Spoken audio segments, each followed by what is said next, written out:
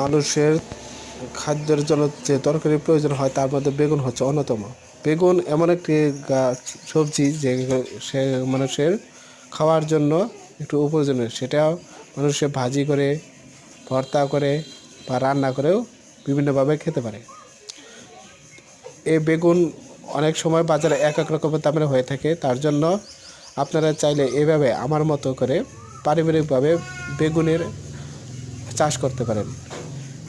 বাড়ির আঙ্গিনায় বা যে কোনো জায়গায় আপনারা এভাবে বস্তার মধ্যে মাটি দিয়ে বেগুনের চারা লাগালে বেগুনের গাছটি উপযুক্তভাবে সার পায়, মাটি থেকে প্রচুর পরিমাণে রস পায়, যাতে গাছটা টাটকাও হয়। কারণ বাড়ির আঙ্গিনাতে সারি মাটি পাওয়া যায় না।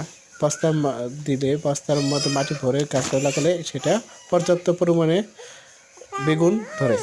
এবং কয়েকটি বেগুনের চারা এভাবে চাষ করতে পারলেই আপনাদের পরিবারে বা সবার পরিবারে আমার মনে হয় যে হয়ে যাবে।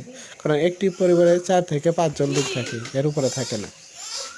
আর প্রতিদিন যদি বেগুন গাছ থেকে 4 থেকে 5টি করে বেগুন তোলা যায় তাহলে মনে হয় যে এক বেলার তরকারি হয়ে যাবে।